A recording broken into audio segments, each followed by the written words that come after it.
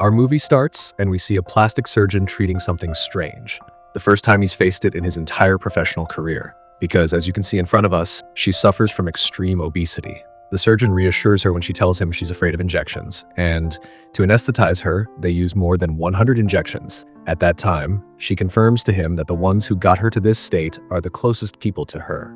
But before we know her story, consider like and subscribe if you really enjoy watching. Now let's dive into this summary. Sean and Troy, the two are plastic surgeons working together in a shared clinic, but each has his own standards of beauty different from the other. Sean is calm, interested in his home and family, while Troy lives day by day, doesn't care about anyone, and all he cares about is looks, money, and women. Every day, a case comes to them, and the first question they ask the patient is, "Tell us what's not pleasing you about your looks or body." We see the first case. She's come to Troy, and he asks her their usual question.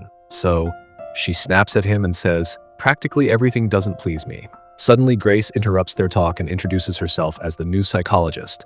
And when she finds him busy, she asks permission and tells him she'll pass by again, but he asks her to come in and join them. And he does that because he feels the case in front of him doesn't need a plastic surgeon as much as she needs a psychologist who can convince her she's beautiful without exposing herself to danger and doing unnecessary surgeries to be satisfied with her body shape. Then he goes back to asking Becky about a specific surgery she wants.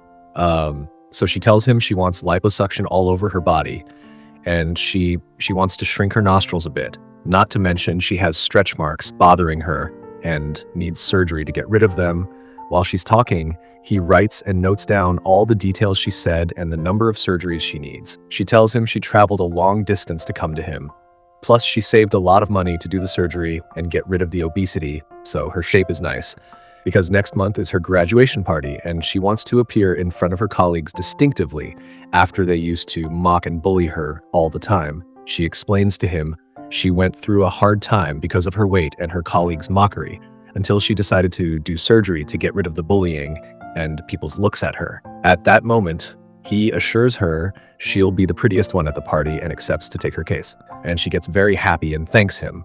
On the other side, we see Sean after they called him to examine a certain case at the patient's home. And he's surprised because he's used to cases coming to him, not the other way around. As soon as he arrives, he finds the neighborhood people and even the ambulance crew gathered in front of the house, and he doesn't understand what's going on, with warnings that no one enters except him after disinfecting and wearing a mask. When he enters the patient's house, he finds it upside down, full of mess everywhere, plus no one can stand its bad smell.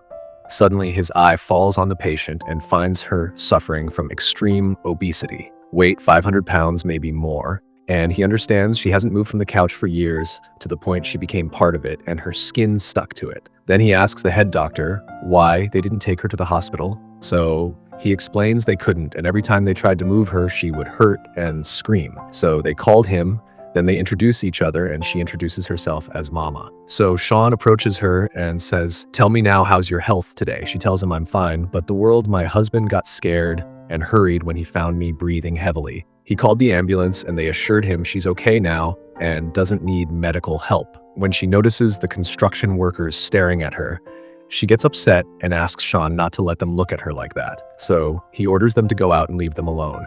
Then he asks her, "How long since you got up from the couch?" She says 3 years. He gets and asks her to explain. She tells him she suffers from sciatica pain that goes from the back to the leg. And every time she took a step, it hurt a lot. And she found when sitting, the pain lessens. So for that reason, she couldn't move at all during this period. She tells him the TV in front of her is on 24 hours entertaining her. And her husband didn't stay with her and used to suggest she see doctors. But over time, her weight increased and it became hard for her to move. Then he asks about her food. She says, "Danny visits me once a week and brings me all the food I want." When he asks how she does bathroom, her face changes and she refuses to answer that question. And from the house smell he understands on his own, he warns her he's going to examine her skin now and says, "You'll feel some small pricks. Sorry, Barrett." At that time, he notices, as expected, her skin stuck to the couch in a hard way that they can't separate them without medical intervention. They'll have to cut more than one layer of her skin.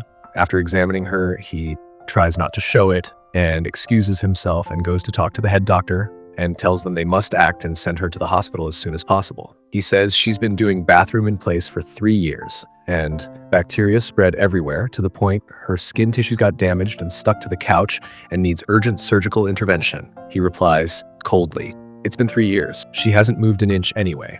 But Sean warns him she's almost rotting and any clot in her legs could kill her at any moment. He tells him he just needs to move her legs, and the only way is for her to get up from the couch, and since that's impossible, she must go to the hospital now. At that time, the head doctor asks him, how will that happen? It's hard for her to pass through the door alone, let alone with the couch. At that time, Sean looks around and gets the idea to demolish the wall and take her out through it. They all get shocked by the idea, and indeed, the construction workers start demolishing the wall to get her out. After they succeed in demolishing it, Mama talks to Sean and asks him not to take her out like this in front of people and points out they'll bother her and mock her. So he asks the workers to bring a curtain or screen. At that time, they do it and bring a roll and separate between her and the people, while the construction workers tie the couch and prepare to move it with more than 30 men carrying her and the couch. Then they put her on a winch, and she calls for Sean, asking him to call her husband to come with her, and tells him she feels reassured with him there. He says, "Allow me to be in his place," and tells her he'll ride with them and won't leave her, holds her hand, and reassures her. He delivers the news to Troy, and he comes with their assistant Lisa, and they take her to the hospital. Troy shows Sean the same hall and warns him to prepare quickly because they have surgery now. Troy looks at Mama, and it's the first time he encounters such an extreme obesity case.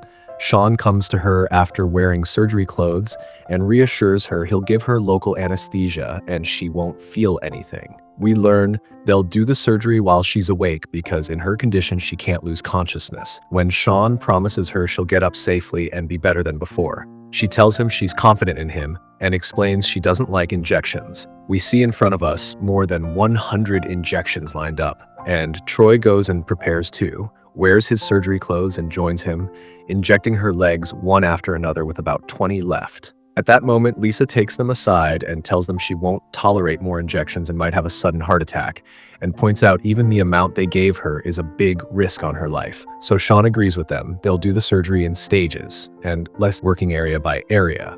At the same time, her husband Danny arrives and Sean goes out to talk to him, introduces himself as the doctor who will operate on his wife, and asks Danny to come in and see Mama before they start. But that's impossible after they sterilized the room and injected her with all that anesthesia. Sean tries to explain calmly that if any infection happens, she could lose her life, and he can check on her after surgery. But Danny gets angry and insists on seeing her because he's her husband and has rights. Sean gets mad at him and says your rights were leaving her on the couch all this time and sending her food for a week and a TV so she doesn't get up. He hints if he really loved her, he would have asked for help earlier before her condition deteriorated like this, and threatens to sue him for negligence.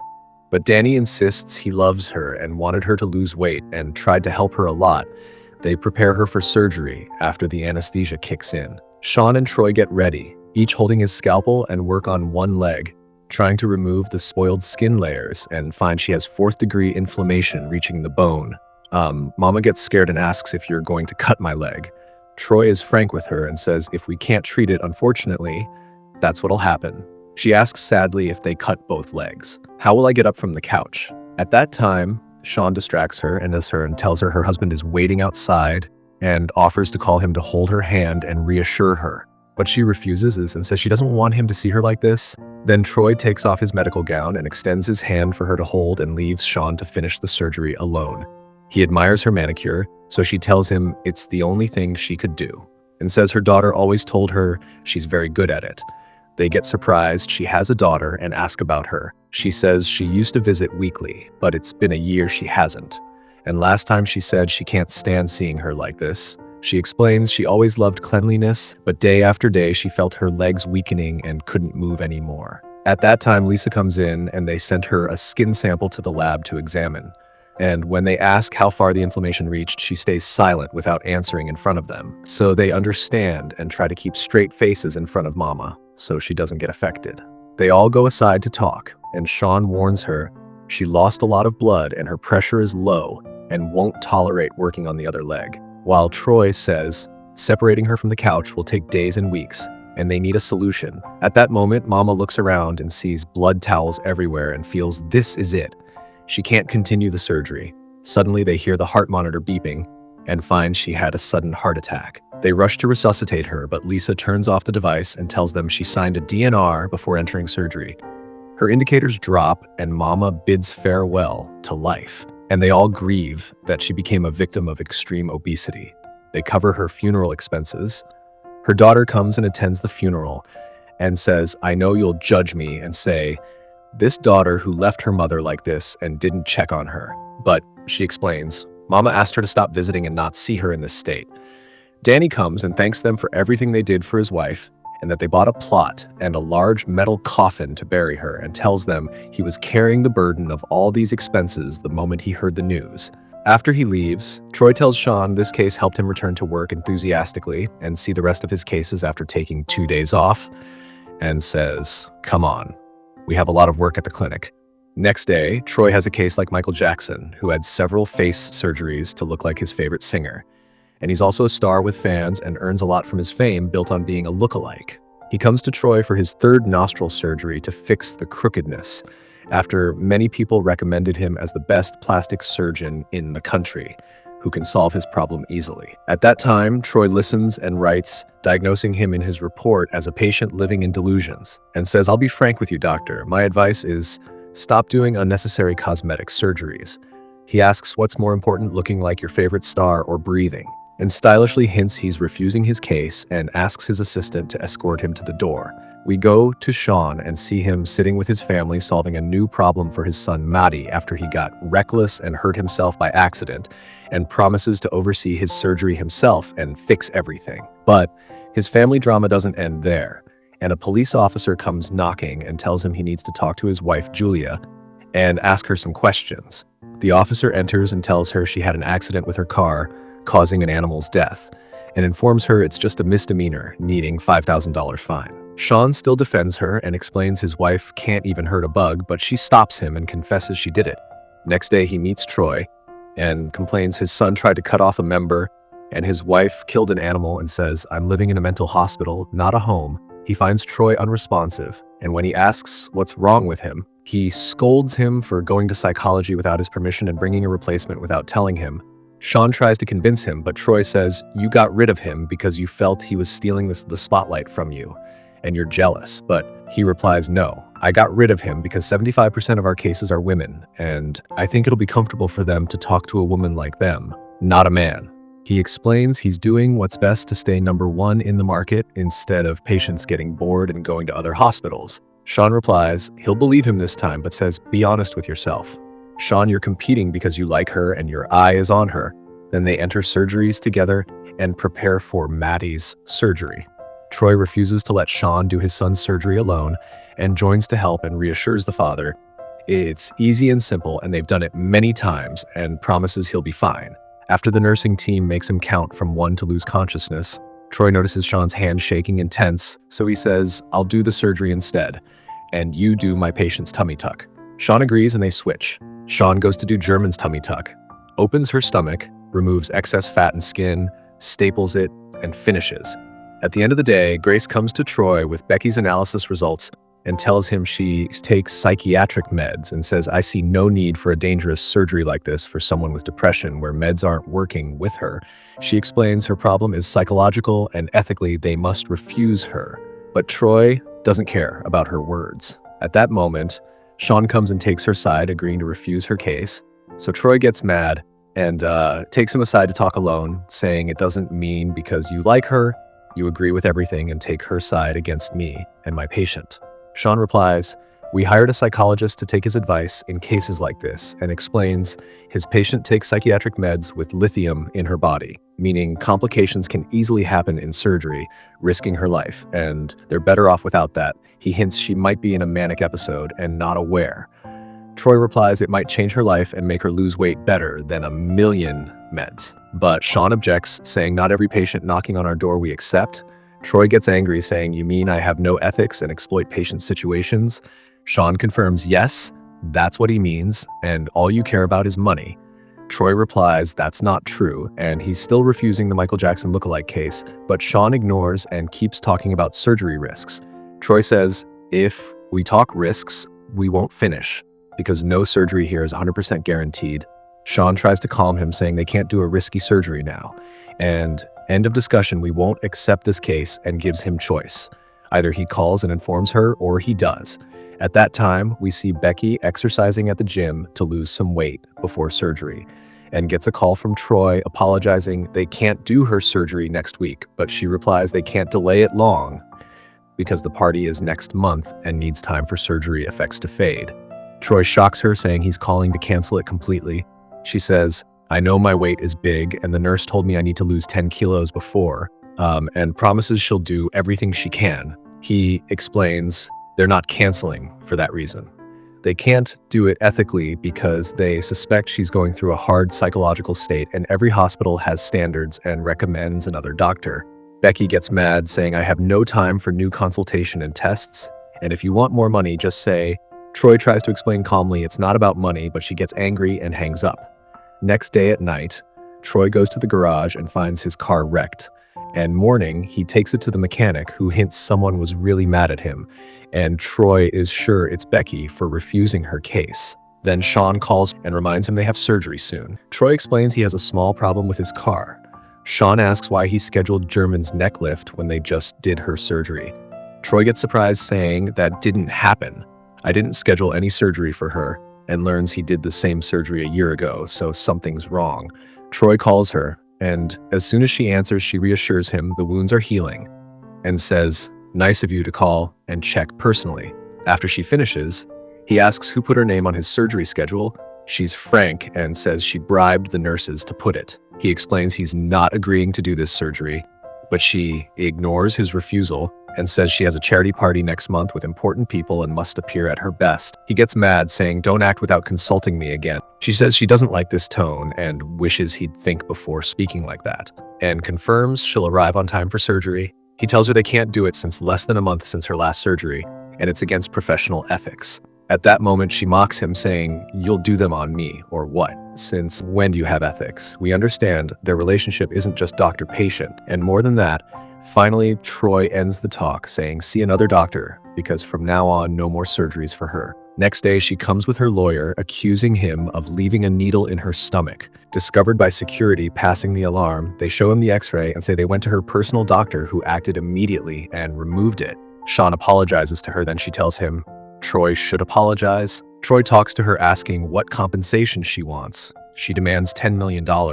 Then Sean gets mad at assistant Lisa, saying she should have been more careful. She defends herself, reminding him as a surgeon he must ensure nothing's left in the patient's stomach before finishing. And that's the rules. Hinting his son's surgery distracted him, and if anyone was negligent, it's him, not her. Sean apologizes for snapping, but she refuses and says she's resigning and leaves. As for Troy, he gloats, saying the great big Sean, who used to lecture me, takes responsibility, makes a mistake a first-year med student wouldn't. Troy agrees this time they're in trouble, and Sean fears German exposes them to the press, ruining their future and losing people's trust. He hints there's one solution and suggests Troy smooth things with her since she likes him and can convince her, blaming if he hadn't refused her case, this wouldn't happen. Troy says, "I did it for you." Sean replies, "I didn't ask you for anything," and reminds him he always hints he's not sticking to ethics, so don't blame refusing her case shortly after surgery. He confirms he's the reason Becky wrecked his car. Then they fight like roosters, each blaming the other. And finally, Sean agrees to handle German in exchange for following Becky with him and Grace. Then Grace goes to Becky's house and sees pictures of models and celebrities hung up. So she understands she's obsessed with beauty idea, wanting to be like them, so people see her beautiful and love her. Becky appears and asks why the visit. She says the doctors want to check on her. So she says, "Give it to me. As you see, I'm washing my laundry and preparing dinner and won't go to my graduation party because of you. Hope you're happy." Then Grace tells her she noticed she stopped her meds and withdrawal signs in the analysis and asks if her psychiatrist knows. Becky laughs and confesses she hasn't gone to him and stopped meds for over a month because they didn't help, and she put all hopes on surgery, and you refused too. She admits she's infatuated with gym colleague Jim and wanted to appear new to attract his attention. Then she changes tone, saying, if he saw you, he'd like you, because guys like Jim like girls with perfect bodies, no flaws, not one wearing a wheelchair under clothes. She continues hating girls like her because they attract men without trying. Grace notices she's agitated and scared, especially holding a knife approaching her. So she tries to calm her and asks about Jim, pointing to the picture she wanted to be like them to impress him or even talk to her. She explains because of them, her dream won't come true. Grace says that's why you wrecked Dr. Troy's car. At that moment, Becky gets mad, saying, destroying my dream was personal. And when you deprived me of changing and becoming a new person was personal. She says she's tired of people's bullying and rejection because of her weight. She says, up to here, your visit is over. Please leave and don't come back. On the other side, we see Troy going to German's house and apologizing, but she says his apology is useless. He asks why she's doing this when he knows she doesn't need money, and her husband left her a fortune before dying. She replies she's doing it because he left her and abandoned her. She says all the time thinking, you made me with your surgeries, but truth is, I made you. And without me and my money and friends, I sent you, no one would know the clinic. She continues mocking that because of her parties and inviting him. He became famous and everyone knows him. She says, after all this, instead of thanking me, you abandoned me. He goes to her and tells her she's his masterpiece and sees her doesn't need any modification because to him, she's perfect now. At that moment, it's confirmed his work is done here and apologizes for poor expression. But German doesn't take these words and points out it was her dream to hear that from him and asks him to think about her offer to save their clinic. Then he returns and confirms with Sean, if she hinted doing her surgery, she won't sue. Sean says, forget it. Troy, I won't approach that old woman to fix your mistake. Troy admits he was right and Becky wrecked his car and advises reporting to police. Troy says he can't involve police and it's not time to act rashly risking. He says, what happened to your talk about not knowing how to act in trouble? Troy points if they don't pay her compensation, she'll close the clinic and says sorry. But I have no intention after my history in cosmetics to wake up in my 40s working call center or candy shop. Sean replies, solution is negotiate with her lawyer and pay from the money you've saved. Both. When Troy realizes it touches his pocket, he softens and agrees to sweet talk her. But Sean leaves a voicemail for Becky explaining he knows she came last week consulting his partner and asks her to come today and meet him too. Giving specific time, she listens while preparing to meet him. On the other side, Troy meets her at the clinic and finds her scheduling the surgery. When he explains, he still objects.